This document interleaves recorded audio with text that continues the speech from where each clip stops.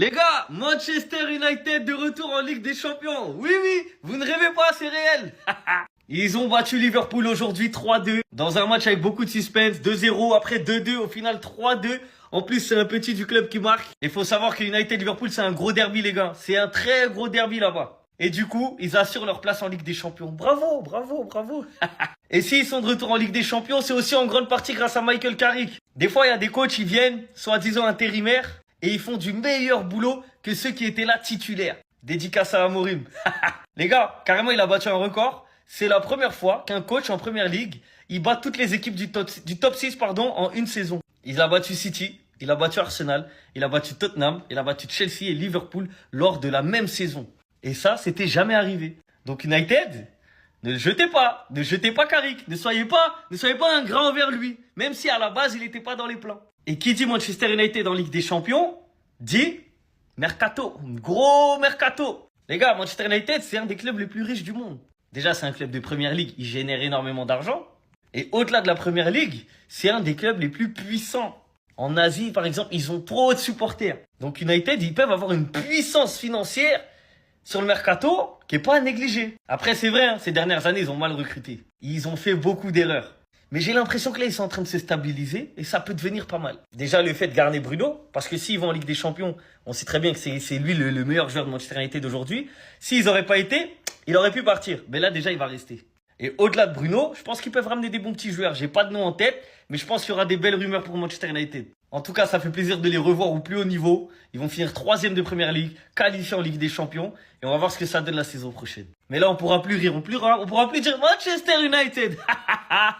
Alors là, c'est complètement dingue ce qui vient de se passer là, les amis. Et pourtant, la soirée avait très mal commencé pour Manchester United qui était pas loin d'un drame. Je vous raconte ça juste après. Mais avant ça, dites-vous que Manchester United a reçu Liverpool aujourd'hui à domicile. Et en seulement 15 minutes, il y avait déjà 2-0 pour Manchester United. Premier but marqué par Cunha qui a encore dégainé sa célébration iconique. Le deuxième but a été marqué avec un peu plus de réussite par Benjamin Sesko. Sur l'action du but, on voit que la balle vient effleurer un peu son doigt puis rentre dans le filet. Mais l'arbitre a quand même accordé le but. Ensuite vient la deuxième mi-temps où on assiste à une remontada du taré de Liverpool. Sur une très mauvaise passe d'Amad Diallo au milieu, le gars il fait la passe, Szoboszlai récupère le ballon, il se dirige tout seul vers le but, et comme vous pouvez le voir, personne n'a pu l'arrêter. Arrivé dans la surface, il place le ballon et ça rentre. 10 minutes plus tard, c'est au tour de Gakpo de venir égaliser. Gakpo qui atteint d'ailleurs la barre des 50 buts avec Liverpool grâce à ce but. Malheureusement pour eux, la fête sera de courte durée, étant donné qu'on a le petit Kobbie Mainoo qui a renouvelé son contrat hier, et aujourd'hui, au lendemain de sa prolongation, il vient claquer le but de la victoire. C'est pas beau ça. Et dire que le gars en début de saison, Ruben Amorim ne comptait même pas sur lui, il était au banc. Il a fallu que Michael Carrick arrive pour le redonner confiance. Et au vu de sa célébration après le but de Mainoo, on peut dire qu'il ne le regrette pas. Et d'ailleurs, les amis, en parlant de Michael Carrick, son boulot a salué à Manchester United. Depuis son arrivée au club, comme vous pouvez le voir, il n'y a pas une grosse équipe de première ligue qui n'a pas tabassé. Et justement, c'est le premier à le faire dans l'histoire de la première ligue. Comme il est dit ici, Michael Carrick devient le premier entraîneur de l'histoire de la première ligue à battre les 8 autres équipes du Big Six en une saison. Et pour clôturer le tour, grâce à cette victoire d'aujourd'hui là, Manchester United fait son retour en Ligue des Champions. Au moment où je vous parle, ils consolident leur place de 3e. Et en ce qui concerne Liverpool, eux, ils sont 4e. Et la mauvaise nouvelle du jour, les amis, c'est que l'ancien entraîneur de Manchester United, Sir Alex Ferguson, a été transporté à l'hôpital après s'être senti mal avant le coup d'envoi. Depuis Old Trafford, en gros, il était venu regarder le match. Cependant, le club se dit optimiste quant à sa prochaine convalescence.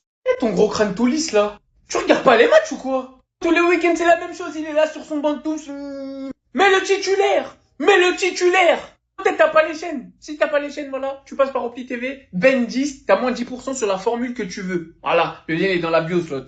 Victoire de United 3-2. United est de retour en Ligue des Champions. Avec leur début de saison calamiteux, United finit 3e de PL. Avec le but de la win délivré par monsieur Kobbie Mainoo. Moi, je vous dis la vérité, aujourd'hui, il n'y a qu'une seule personne qui me fait de la peine. C'est ce monsieur derrière moi. Dominique Szoboszlai, buteur aujourd'hui. Il est solo. En fait, voilà, il est solo. Mis à part le petit Rio, qu'Arne Slot veut toujours pas mettre titulaire, alors que c'est littéralement le seul joueur capable d'amener du danger à lui tout seul. Et il l'a prouvé aujourd'hui, hein. Il a bossé sur son côté quand il est rentré, hein.